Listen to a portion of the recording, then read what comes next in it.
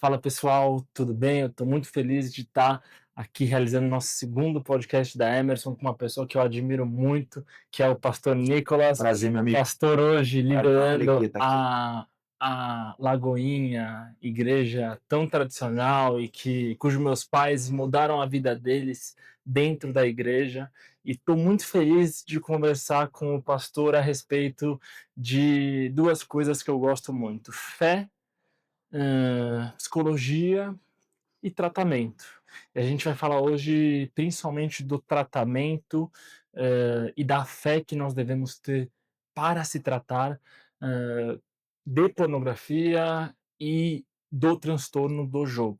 Eu acho muito importante, não só acho, como tenho convicção de que o pastor Nicolas vai poder ajudar muito a gente, porque muitas vezes a psicologia é muito importante, né, pastor? Mas a Sim, fé, ela tem uma outra dimensão que a gente se fala, né? Quando a gente fala disso. E muitas pessoas não veem isso, né? Muitas pessoas acham, ou é fé ou é medicina. Mas quando a gente trata um câncer, por exemplo, a gente também vai no médico, a gente vem para cá orar para sim. Deus, né?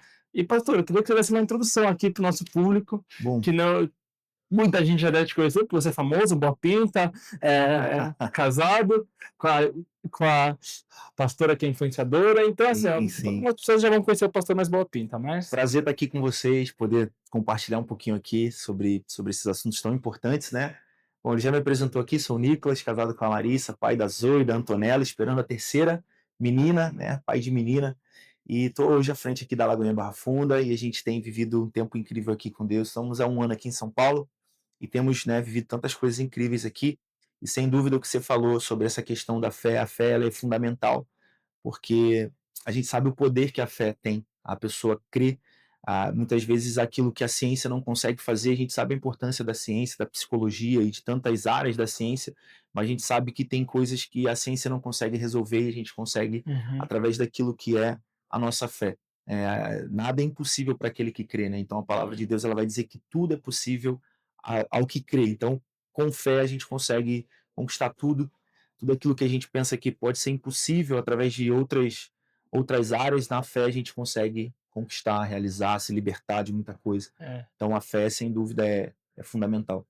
eu vou te contar uma situação muito curiosa que aconteceu há 4 dias atrás, antes de começar com as perguntas que são tão importantes. Eu tava na Bahia, em Salvador, com a minha noiva, né? E aí eu fui no hospital, que tava com um pouco de dor de barriga, não tava muito bem. E aí eu cheguei em um pronto-socorro. Quando eu cheguei em um pronto-socorro, tinha uma menina tendo um ataque de pânico porque a mãe dela estava entubada há 55 dias e tinha tido uma hemorragia nasal. Então ela estava ali na vida ou na morte. A menina Ó, estava tendo um ataque de pânico. Na hora que eu vi que ela estava tendo um ataque, eu falei: olha, eu vou conversar com ela e vou tentar fazer com que ela se acalme usando as coisas que eu aprendi, né? Que eu aprendi, que eu pratico diariamente, né? Aí a gente começou a falar, fui conversando, utilizei um método que é basicamente chama intenção paradoxal, que basicamente quando a gente tem medo do medo, esse medo se torna verdade. Então, para uhum, uma pessoa que ela acha que vai sim, morrer, então ela começa a de fato sentir que ela tá morrendo, né? E quando eu expliquei isso para ela, me chamaram. Quando eu voltei, ela estava mais calma. Mas antes ó, disso, na hora que eu conversei com ela, eu falei: beleza, a parte da psicologia a gente já fez, agora a gente vai orar para sua mãe, porque eu não consigo sim, resolver, sim, sim. eu não consigo, isso eu não consigo resolver. Quem resolve é Deus. E aí a gente clamou pelo Senhor Jesus ali e foi uma das cenas, era 1 hora da manhã mais ou menos. Eu tava indo pegar o remédio, eu vi o médico chegando para ela, me dá até arrepio na hora que ele falou que a mãe dela não tinha falecido. Uau, glória a Deus. E, e ela me deu Uau, um, glória a Deus. um abraço assim, e na hora que eu senti mais legal foi assim, como Deus pode usar a gente dentro da psicologia Sim, também, mas exato. no final a Mas você palavra, vê como as coisas estão conectadas. É por isso que eu falo, né? A ciência e a fé, a gente pensa que são opostos, mas elas andam juntas. né? Porque isso que você falou, isso está na Bíblia. E Jó, ele declarou assim: aquilo que eu mais temia me sobreveio. Ou seja, muitas vezes aquilo que a gente mais teme, aquilo que a gente sente medo, acaba acontecendo, porque atrai de fato, né? O medo atrai. Então, isso está Aham. na palavra de Deus. Sim, Aquilo que eu mais temia me sobreveio. Então, é exato. sobre a gente não deixar a nossa mente nos enganar nesse sentido, né? Porque a fé, ela é a certeza. Então, quando você tem uma dúvida, um medo, você está anulando a sua fé. Porque se fé é certeza, eu não posso ter margem para duvidar ou para achar que aquilo não vai dar certo. Preciso crer. que já é uma realidade, eu preciso crer que já aconteceu. sim, E aí a Bíblia vai dizer, né, aquele que pede, crendo que já aconteceu, recebe. sim. Se pedires, crendo que já recebeu, acontecerá. Então a gente precisa exercer a fé, e muitas vezes é isso, né? A psicologia vai chamar de um outro nome, que você falou, do paradoxo, É né? uma intenção paradoxal de basicamente forçar a situação que mais dá medo, né. Então, a gente fala: "Ah, deixa eu simular que eu tenho falta de ar, deixa eu ficar sem ar", você não fica sem ar, Olha porque só. você Sim. combate o medo com o medo, né, igual uma pessoa que tem fobia, né, Uhum. ela faz o que mais lhe dá medo, porque não vai fazer nada, né. Mas eu entendi, né, que muitas vezes quando a gente acha que coisas ruins, negativas vão acontecer, não fobias, mas Aham. coisas ruins, muitas vezes a gente é atraído, né, porque a gente fica numa atmosfera de inércia, né, numa atmosfera de fatalismo. E uma coisa que eu acho muito interessante é quando a gente fala de nós abraçamos o pecador, mas o pecado nós condenamos, mas sobretudo discipulamos, né. Mas com base nisso, pastor, como você vê hoje as apostas, as bets no Brasil e para o público cristão? Como é que Sim, você vê isso é algo essa É questão? algo terrível, né, algo que tem entrado nas famílias, nas casas, a gente vê o tanto que isso tem destruído tantas pessoas, né. A gente vê pessoas tirando a própria vida por conta das perdas, né, que acontecem com as apostas. A gente vê pessoas se endividando, pessoas entrando em agiotagem porque não conseguem, arcar com os compromissos e acabam vivendo uma ilusão através das apostas, né, porque a promessa é muito forte, a promessa de um ganho rápido, só que, biblicamente falando, a gente vê que isso não é algo que agrada o coração de Deus. A palavra de Deus ela diz que você não pode servir a dois senhores. Ou você serve a Deus ou você serve ao dinheiro. Ou você serve a Deus ou você serve a Mamon. Ou você serve a Deus ou serve às riquezas. Não tem como você servir a dois senhores. Então, aquele que procura enriquecer rapidamente, ele acaba caindo na destruição, na ruína. Então, eu acho que, de fato, prosperidade é algo bíblico, é algo maravilhoso. Deus tem plano de paz e prosperidade. O plano de Deus, os pensamentos de Deus a nosso respeito são planos, de fato, de fazer a gente crescer e prosperar. Mas eu acho que a forma e o método que essas bets têm utilizado, essas casas de apostas têm utilizado, é o que vai contra aquilo que a Bíblia ensina. Porque a riqueza que vem rápido, a riqueza que é conquistada dessa maneira, não é algo que de fato vem de Deus. Então, é gerada uma ilusão nas pessoas, né? A chamada, o atrativo ali, gera uma ilusão de que a pessoa vai conseguir enriquecer rapidamente. E o que a gente vê, por outro lado, é as pessoas vivendo uma ilusão, acreditando que colocando dinheiro ali vão enriquecer, mas na verdade elas estão empobrecendo, se endividando, e muitos até chegam a tirar a própria vida. Então a gente vê o quão maligno é essa questão das apostas, né? A palavra de Deus ela deixa muito claro: tudo me é lícito, mas nem tudo me convém. Então eu acredito que essa questão da aposta, nós que servimos a Deus, nós que tememos ao Senhor, nós precisamos nos afastar da aparência do mal. Então é algo maligno. Então a palavra diz para a gente fugir da aparência do mal, ou seja, é algo que não dá para você negociar. Não dá nem para você, com curiosidade, entrar para ver como funciona. Eu, como cristão, nunca nem entrei para saber como funciona. Como que é para aquilo ali, de alguma maneira, tentar me influenciar. Então, você que é jovem, você que é um cristão, você que talvez nem seja cristão, mas você é um jovem, você que está querendo enriquecer, prosperar, o caminho é o trabalho. E pastor, uma coisa que a gente vê muito, né, na prática clínica, são pessoas que já entraram na doença mesmo, né, do jogo, e que elas estão desesperadas com agiotas. Eu conheci mães, por exemplo, que entraram nas apostas achando que as apostas dariam um lucro para que ela conseguisse pagar o tratamento da filha que tem problema cerebral. Não é, são pessoas dos mais variados tipos, né, Sim, masculino, feminino, não tem idade, tem gente, inteligente, tem gente nem tão inteligente, tem gente, ultra inteligente, porque basicamente é uma doença, sim, né. Mas é uma doença onde a gente busca explicar que é uma doença para dar responsabilidade pela luta e pela cura, né, pra lutar contra. Mas pastor, naquelas horas onde o bicho pega, onde o desespero chega até o máximo, da pessoa tá endividada, o que que essa pessoa biblicamente, o que que você indicaria para ela fazer em um momento desses? Eu gosto muito dos salmos, mas queria te ouvir, assim. sim.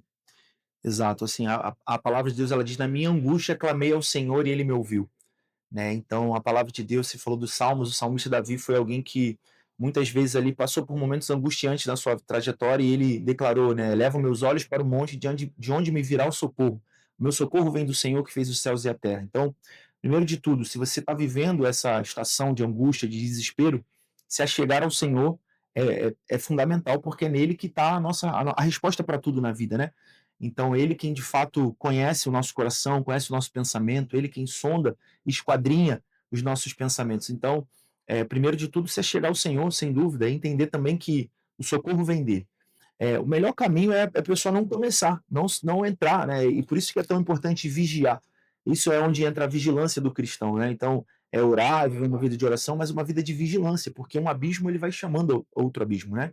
Então a pessoa começa pelo fato de parecer algo inofensivo, muitas das vezes influenciado por alguma pessoa que admira e que muitas das vezes está ali como um influenciador, patrocinado pela casa de apostas, dizendo: olha como que eu consegui ter um lucro aqui e olha como foi fácil ganhar. Olha como eu transformei R$ 100 em R$ 5.000. E aí E a tem pessoa cristãos fazendo cristãos, né. dizem que cristãos, né, pseudos cristãos, porque assim, quando você entende o que está por trás, quando você entende o que que isso gera, e que isso está gerando morte, e que isso está gerando maldição nas famílias, e que isso de fato é algo maligno, não tem como você compactuar com aquilo.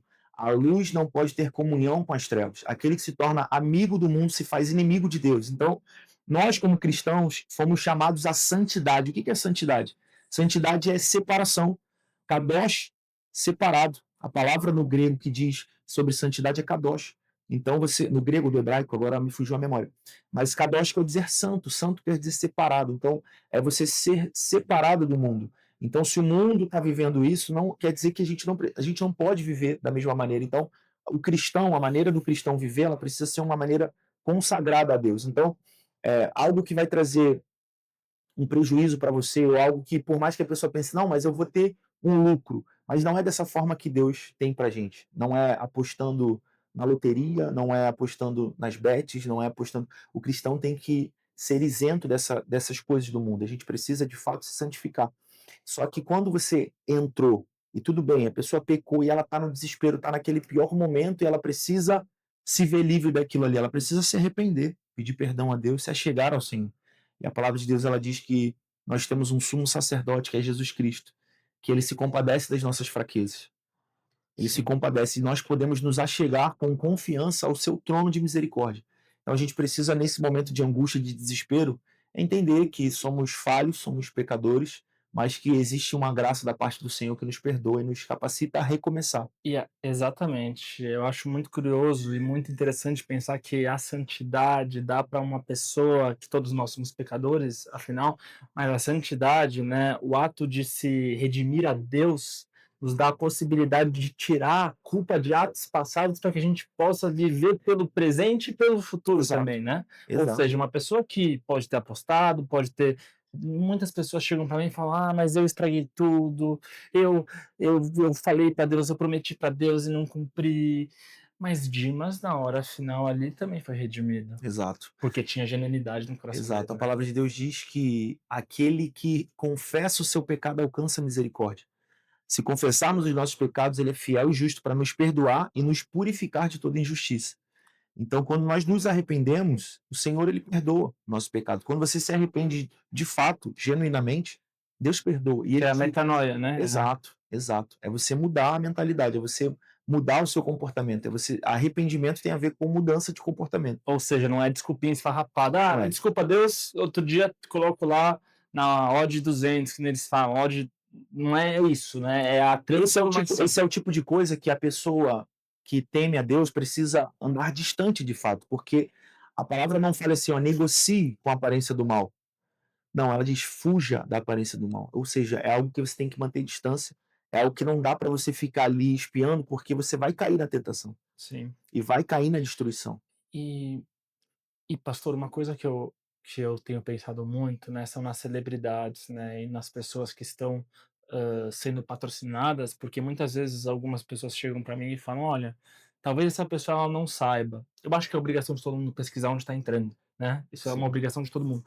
Mas o que que você falaria hoje para uma personalidade que é patrocinada, pra uma bet, e mais uma vez, né, olhar para o pecado e abraçar o pecador é algo que Cristo ensina pra gente, né? Então a gente não tá no local de apontar o dedo para ninguém, mas sim de tentar trazer para perto. Como que a gente pode Sim. trazer essas pessoas para perto, na Eu sua acredito opinião? que essas pessoas, se elas tivessem um contato com famílias que perderam tudo, com pessoas que tiraram a própria vida, acho que elas entenderiam o peso daquilo que elas estão fazendo, o peso daquilo que elas estão divulgando, o peso daquilo que elas estão compactuando, porque por mais que ela seja uma celebridade, um influenciador, ela precisa entender que muitas pessoas estão entrando nisso por causa dela, por causa da voz que ela representa, por conta daquilo que ela representa para aquela pessoa. Então, você tem um jogador de futebol que você admira, você tem uma celebridade que você acompanha, aquela pessoa falando para você, olha, eu tive um lucro, eu vivo, eu faço isso aqui, isso é normal, é lícito, de certa forma, ele está validando e está fazendo com que você ancore a sua decisão baseado na decisão que ela tem. Então, se ela tiver minimamente a consciência do que aquilo está gerando, eu conheço pessoas, eu tenho um conhecido que por uma época ele estava nesse ambiente de aposta e ele começou a querer influenciar pessoas a isso. Até que ele recebeu um relato de uma pessoa que tinha tirado, estava pensando em tirar a própria vida porque tinha perdido tudo. Aquilo fez ele cair em si e ver o quão maligno era aquilo que ele estava envolvido, estava incentivando pessoas a fazerem, e ele decidiu romper com tudo. Ele não só parou de divulgar e de incentivar as pessoas, como ele parou também de apostar. Porque depois ele viu que ele não estava tendo lucro nenhum, era uma ilusão, porque um dia ele ganhava, outro dia ele perdia, no final das contas ele já tinha perdido muito mais do que tinha ganhado, e ele viu o quanto aquilo tinha feito mal. Então, para essas pessoas, né, porque muitos deles não temem a Deus. E quando a pessoa não teme ao Senhor, para ela não tem, tanto faz. Mas para quem teme a Deus, a pessoa precisa entender que isso é algo que desagrada a Deus e que um dia a gente vai estar diante do tribunal do justo juiz, tendo que prestar conta de todas as nossas atitudes, de todos os nossos pensamentos, de tudo aquilo que a gente fez nessa vida. Então, se você fez alguém tropeçar, você vai ser acusado disso também diante de Deus. Então, eu acho que essas pessoas elas precisam entender que elas estão fazendo outras pessoas tropeçarem, estão levando essas pessoas a um caminho de destruição. Então, acho que quem influencia, quem incentiva dessa maneira precisa se arrepender diante de Deus e Sim. recomeçar. E o primeiro passo é estudar, né? Se você estudar um pouco, se você ver esse nosso podcast, você vai entender que é algo muito sério. Eu acredito que você já tenha tido relatos, então você precisa se vigiar, porque é muito fácil a gente apontar o dedo, porque a gente vive numa sociedade que, assim, um famoso a gente não condena, mas a gente chama outro de viciado, de culpado, de drogado, mas a gente não olha para toda a estrutura, né, das crianças que A olham. gente vê até pessoas importantes, né, do nosso governo dizendo que às vezes a vítima passa a ser o vilão da história, né? O viciado é o culpado pelo traficante existir. E a gente faz essa inversão de valores, né? Então, essa inversão dos papéis, de fato. Então a gente precisa entender que a pessoa, ela não começou muitas das vezes naquilo ali por conta própria, ela começou a jogar e se viciou naquilo ali porque teve a influência de alguém. Viu alguém que ela admira e tinha como referência, muitas das vezes através da ostentação, por exemplo. Então, a pessoa recebe milhões para divulgar uma casa de aposta e muitas vezes o contrato atrelado perda das pessoas. Então, se você for ver os contratos dessas casas de aposta, a grande maioria está atrelado à perda daquele usuário que se cadastrou na plataforma. Do fã, né? Exato. O ídolo, né? Porque a idolatria.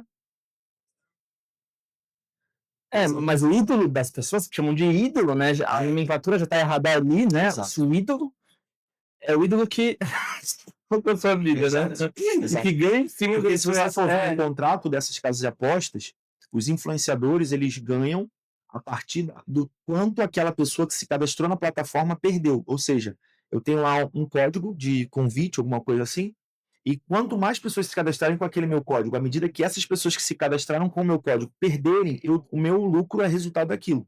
Então, meu, é só você colocar na balança. Será que se o cara tá ganhando em cima da minha derrota, significa que eu tô dando dinheiro para essa pessoa? Não faz o menor sentido eu ficar perdendo meu dinheiro para enriquecer alguém, né? E a pessoa tá usando disso ali para enriquecer de forma ilícita, né? Porque por mais que não tenha uma proibição, né, eu acredito que a gente precisa pressionar mais os nossos governantes, né, para que coloquem medidas um pouco mais severas em relação a isso. a gente chegou em um ponto que se o meu desejo genuíno seria, se pudesse proibir, a gente proibiria.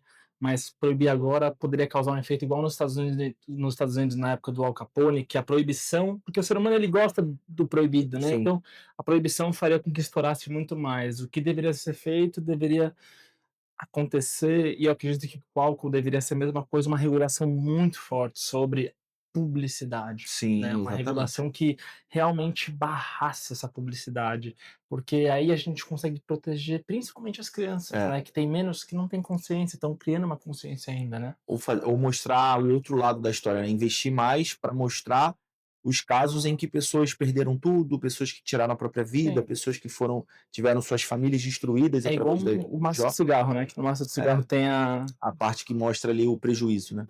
tem a parte que mostra o prejuízo. Se em toda casa de aposta tivesse um anúncio com um vídeo, por exemplo: "Olha, eu sou, Antes de né, você jogue". jogar, exatamente. É, mas tem muita política é política, né, pastor, e a gente Sim, tem que a gente tem que agir né, Jesus, Deus, ele deu pra gente, né, a missão de de tentar, ajudar as pessoas da melhor forma com ou sem os políticos, né, sim, a gente tem exato. essa missão que Esse é o nosso que papel como discípulos, né, de Cristo, né? Tentar, de alguma forma, ensinar as sim, pessoas, né, corrigir, exortar e mostrar o caminho que se deve andar, né? Porque a palavra sim, ela vai dizer, claro, existem dois caminhos.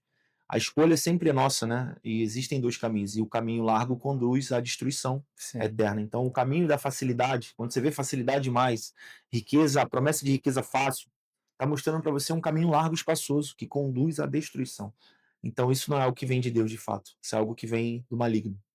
E o maligno, né, quando a gente fala as pessoas às vezes elas pensam no diabo, em algo feio com Sim, chifrinho, mas o diabo ele é bonitinho, sim. né, Ele ele vem tem ele é é vestido de anjo de luz, né? Muitas vezes exato, vem uma aparência que não vai levantar suspeita nenhuma, né?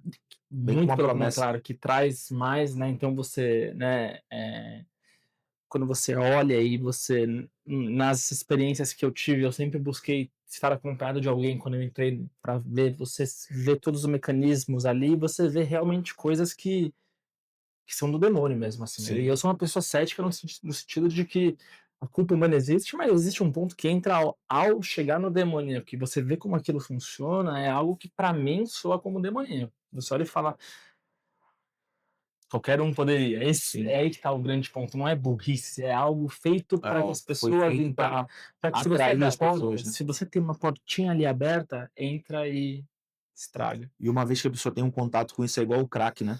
A É. pessoa tem um contato, ela já fica tão viciada que ela tem é muito difícil conseguir sair. Acho que a questão da aposta. Se ela entra, coloca R$ 200 e ganha R$ 2.000, ela fala: "Opa, ganhei Exato, R$ 2.000". exato. Todo mundo gosta de ganhar dinheiro, Sim, independente se sim. entra R$ 2.000, a pessoa fala: "Isso é muito bom".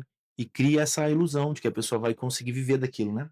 Até que a hora que a conta chega, até que a hora que você começa a perder, e é onde entra, assim, dos relatos diversos que eu já ouvi, da pessoa querer recuperar aquilo que perdeu, e é onde ela vai colocando o que não É o tem. sintoma É onde principal. entra o cartão de crédito, é onde entra um empréstimo, é onde entra o agiota, e aí a pessoa se enforca de tal maneira que ela não É se o vê num principal desespero, não sintoma. vê mais saída, né? É. E pastor, quando chegam, ovelhas para você, se você não é cristão, se você não é evangélico, ovelhas são pessoas evangélicas da igreja do pastor, ou seja, da Lagoinha Barra Fazem Funda. parte do rebanho Que de fazem Deus. parte do rebanho, Exato. né. Quando chegam pessoas, se queixando de problemas relacionados não só ao jogo, mas ao álcool, depois eu quero falar um pouquinho de pornografia, mas, álcool, jogo, como que a gente consegue, na sua visão, integrar fé e tratamento psicológico para essas pessoas? Sim.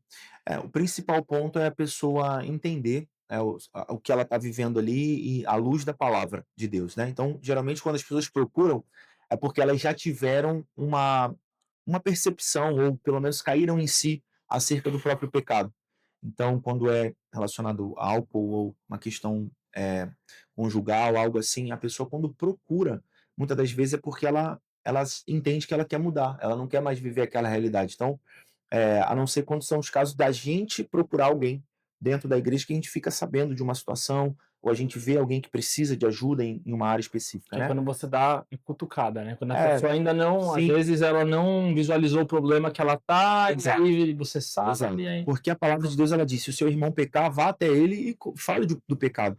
Porque qual que é o papel do pastor, o papel da igreja? É fazer com que as pessoas sejam conduzidas pelo caminho que conduz à vida eterna. e Então, exortar é um bom caminho quando necessário. exortar, corrigir, ensinar.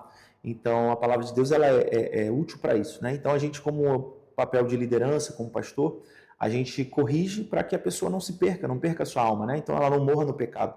Então, a gente mostra que aquilo ali é pecado. Então, primeiro passo, a gente, na conversa, no momento em que a gente traz luz a essas coisas, né?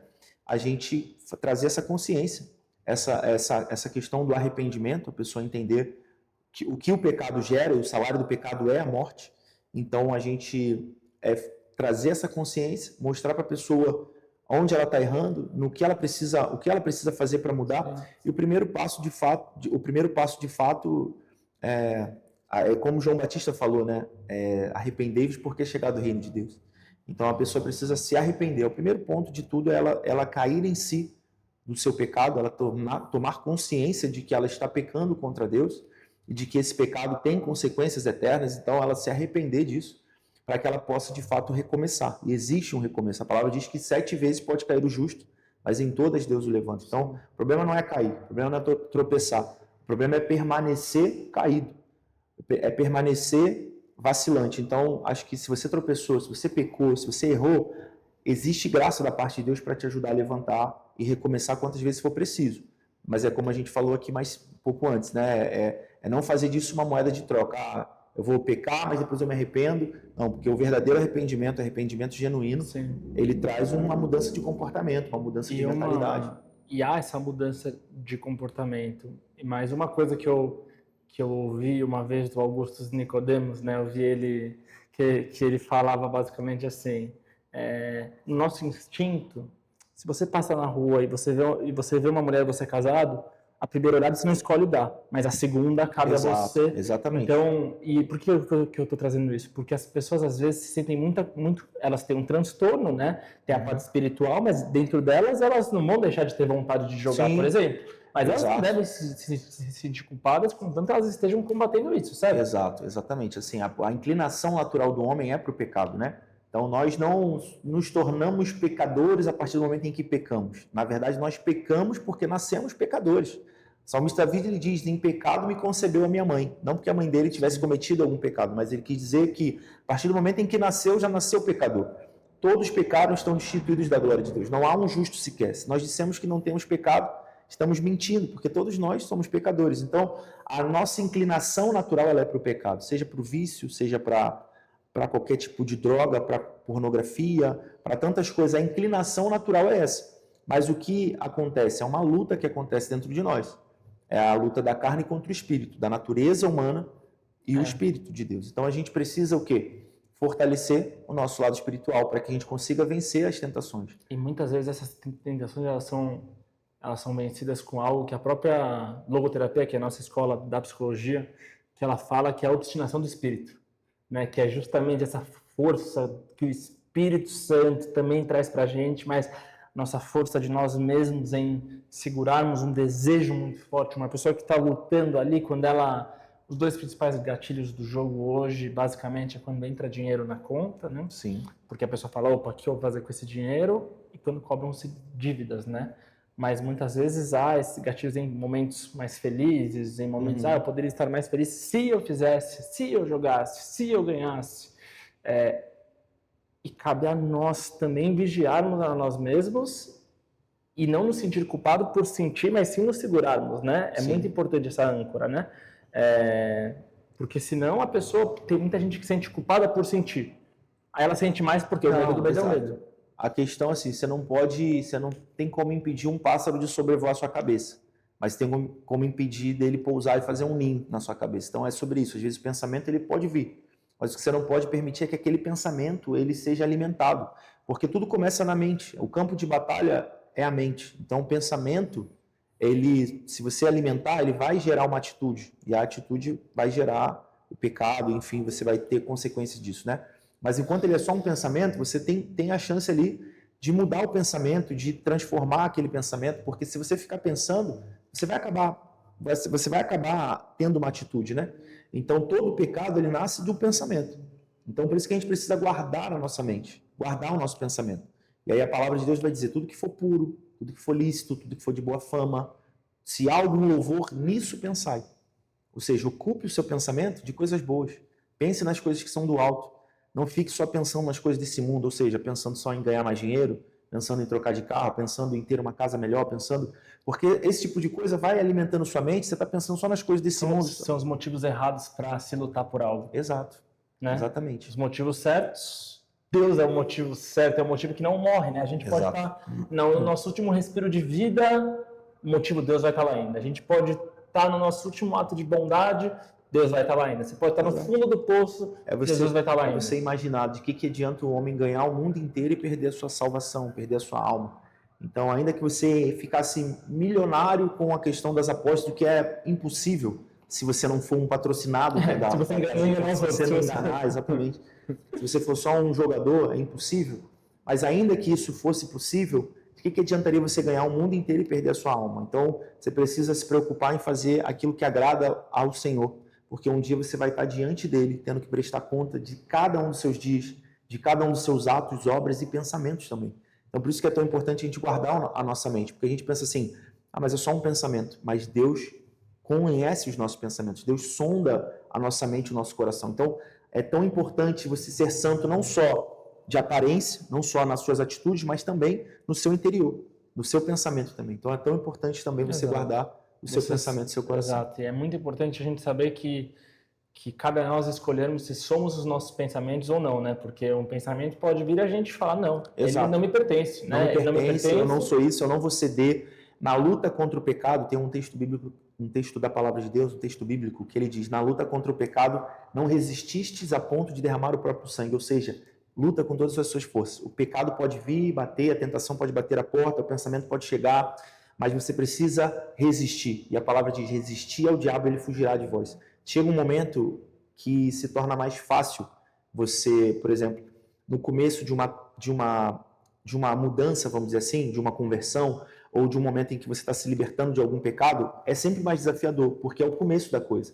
Então é mais difícil nesse momento você conseguir enfrentar. Mas à medida que você resiste e você luta contra isso, o diabo foge de você. Ou seja, chega um momento em que fica mais leve.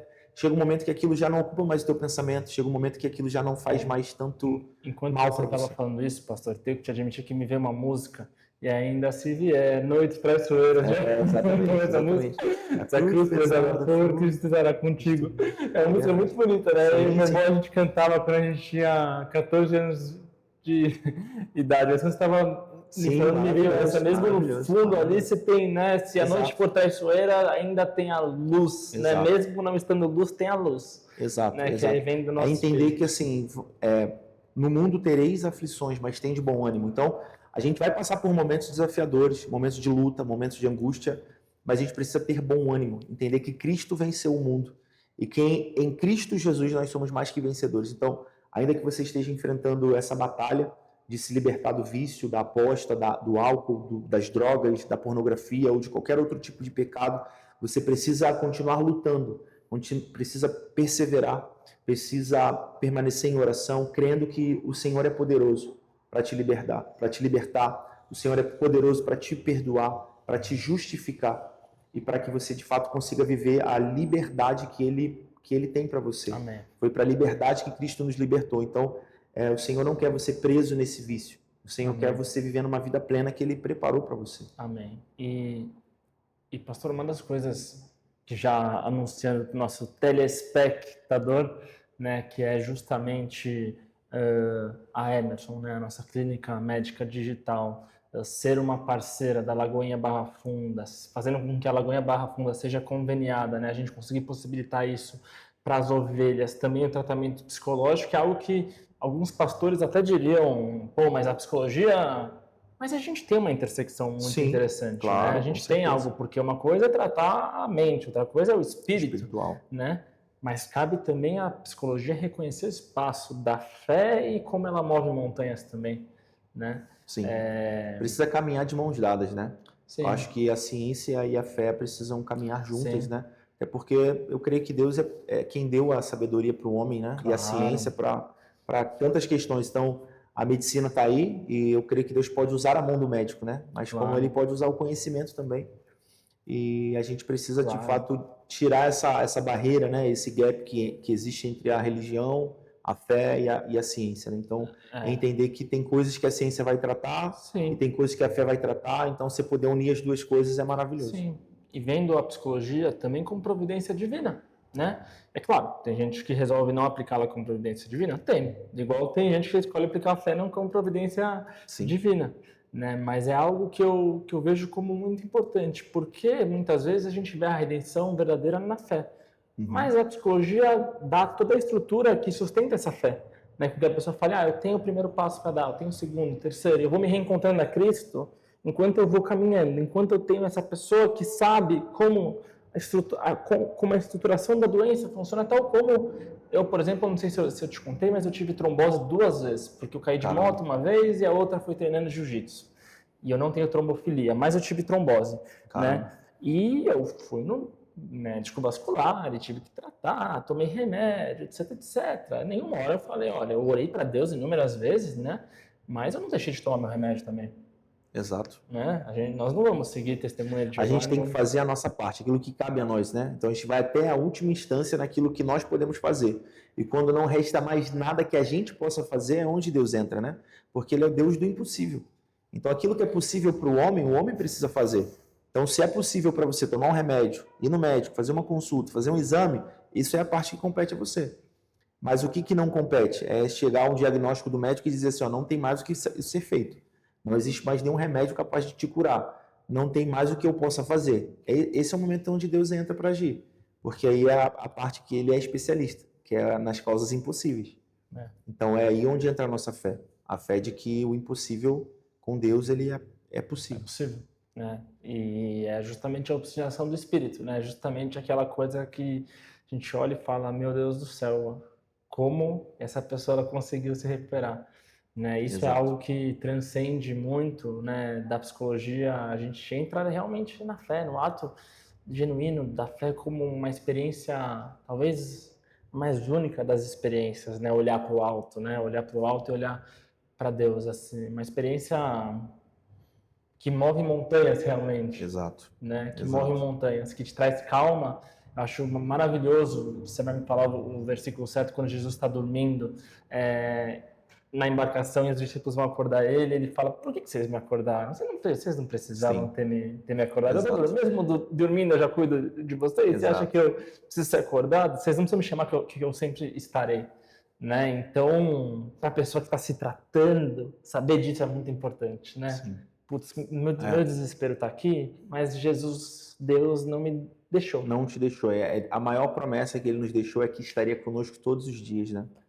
Todos os dias da nossa vida até a consumação dos séculos. Então, essa é a maior certeza que a gente tem que ter, é que Ele está com você, mesmo nesse momento de dificuldade, de luta, nesse momento de desespero, Ele está com você. Muitas vezes a gente é quem faz questão de não enxergá-lo, de não trazê-lo para perto, né? Muitas vezes a pessoa não ignora a presença dele, mas ele está ali. Ele está aí com você. Por mais que você ignore a presença dele, mas ele está aí. Basta você chamar por ele, basta você se lançar e se abrir para recebê-lo, mas ele está aí com você. Amém. E pastor, agora falando sobre um outro ponto, um problema que talvez esteja até mais enraizado na nossa sociedade e menos problematizado, porque eu acho que é algo que fala muito sobre a masculinidade, principalmente, né? Pornografia. Quais os males que o ser humano, ele, na sua visão, ele adquire quando ele entra nesse consumo? Sim, sim. Então, a palavra de Deus ela vai dizer que todo tipo de imoralidade sexual a gente precisa fugir da imoralidade sexual, porque aqueles que praticam a imoralidade sexual não herdarão o reino de Deus. Então, Jesus, ele quando falou acerca dos mandamentos, ele disse: ouvistes o que foi dito, não adulterarás. Eu, porém, vos digo, aquele que olhar para uma mulher com a intenção de cobiçá-la, com o desejo impuro, no seu coração já cometeu adultério, ou seja, é onde entra a questão da pornografia.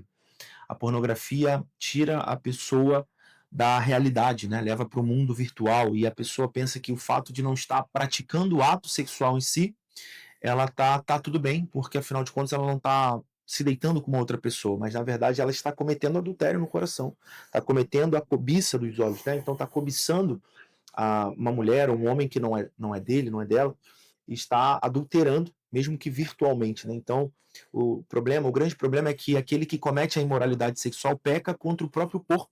E o nosso corpo, a palavra de Deus, ela diz que é santuário do Espírito de Deus. Então, o nosso corpo é templo do Espírito Santo. Então, aquele que comete o pecado da pornografia, ele está pecando contra o próprio corpo. Então, isso traz inúmeros malefícios, porque a pessoa que é viciado na pornografia, ela não consegue exercer a pureza. Ele vai olhar para as mulheres com um olhar maldoso. Ele vai fazer da relação, muitas vezes, quem é casado e tem esse problema. Que eu ia até te perguntar. Na pornografia, a gente tem dois perfis, porque Sim. no jogo é um perfil único. Na pornografia tem o perfil do solteiro e tem o perfil do casado, né? Sim. Para quem é solteiro, por exemplo, muitas vezes vê a pornografia como uma fuga, né? Vamos dizer assim, melhor eu vou fazer uma imoralidade para... eu não vou fornicar, eu não vou cair no pecado de fornicação, eu não vou me relacionar antes do casamento porque é pecado, então eu vou para pornografia. Mas você tá substituindo um pecado por outro. Então, assim, o chamado de Deus é um chamado à santidade, à pureza, né? Então, não é porque você é solteiro que você tem permissão para assistir pornografia, porque você está pecando contra Deus também. Você está ignorando, de fato, a presença do Espírito Santo. Muitas das vezes, eu ouvi tempo atrás alguém falar assim, cara, que o pecado, principalmente a imoralidade sexual, a pornografia, por exemplo, é uma incredulidade. Porque se você crê que Deus está vendo tudo, se você crê que Ele é onipresente, se você crê que Ele está com você ali e você consegue assistir pornografia, é algo que mostra que você não crê de fato que Deus está ali. Porque você não assistiria pornografia do lado da sua mãe, não assistiria pornografia do lado do seu pai. Você não iria para a sala da sua casa e botar pornografia. Não, mas é exatamente que nem eu falo para uma pessoa, você fala que você não consegue jogar, e se eu te faço para sair pelado na rua para jogar, você jogaria? Exato. Você não... Exato. Então a pessoa não conseguiria... perspectiva. A pessoa não conseguiria estar na sala ou estar no meio do trabalho ou num ambiente público e colocar na tela ali para todo mundo ver. Por quê? Porque é a vergonha, é a exposição, ela sabe que aquilo ali é errado. Então, no momento em que faz isso no secreto, no íntimo, ela está ignorando a presença de Deus, ela está dizendo que Deus não está ali naquele lugar, mas Deus vê todas as coisas. E para o solteiro, né, muitas vezes o ato da pornografia tira também as possibilidades de prazer que ele pode ter do prazer verdadeiro, né, que ele pode ter futuramente, sim, com a esposa, de descobrir o ato sexual, de ter porque a pornografia cria um cenário que é irreal. Então ali você tem pessoas que vivem para aquilo e que estão ali, muitas das vezes, encenando algo que não é real. Então, por mais que seja uma relação sexual verdadeira, né, real ali, a pessoa precisa entender o que está por trás daquilo ali. A pessoa precisa entender que aquilo ali não é o que Deus parou para você dentro do seu casamento. O sexo é uma aliança para o casamento. O sexo é algo muito bom para um casal, maravilhoso, é algo preparado por Deus para desfrutar, para o casal poder viver e desfrutar do melhor, né? E a pornografia destrói isso com a relação sexual, transforma a mente fica pecaminosa, a pessoa começa a olhar para as mulheres ou para os homens de maneira impura e começa a se imaginar naquilo dali, então começa a gerar cobiça, e cobiça é pecado. Então a pessoa precisa entender que o pecado, por menor que ele seja, por menor que seja o pecado, ele gera a morte. O salário do pecado é a morte. Então, se a pessoa...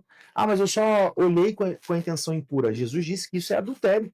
Jesus disse que quem olha para uma mulher com intenção impura, com intenção de cobiçá-lo, no seu coração já cometeu adultério. Então, o nosso olhar impuro, ele traz o mesmo nível de consequência de alguém que praticou o ato sexual pecaminoso. Então, o que a Bíblia fala? A Bíblia diz que os adúlteros não herdarão o reino de Deus. Então, nenhum os imorais, os idólatras. E a gente vai vendo, quando a gente vê a lista, né, das obras da carne, que é imoralidade sexual, orgias, todo tipo de imoralidade, né?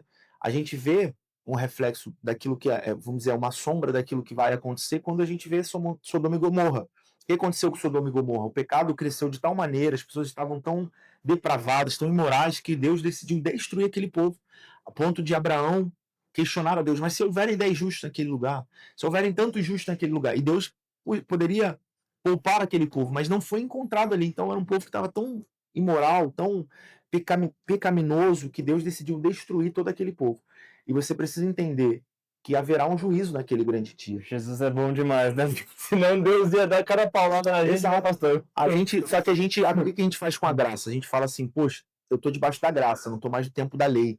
Então tá tudo bem. Só que a graça é para esse tempo, né? A gente precisa entender que Deus enviou o seu Filho ao mundo para morrer por nós, para que todo aquele que nele crê seja salvo, né? Não morra, A palavra mas tenha vida eterna. metanoia é cada vez mais viva, né, no sentido de transformação, né, não Só pelo que arrependimento. Jesus mesmo deixou muito claro. Jesus deixou muito claro que quando ele voltar para buscar a sua noiva, a sua igreja, ele quer encontrar uma igreja que esteja pronta, preparada, né, santificada,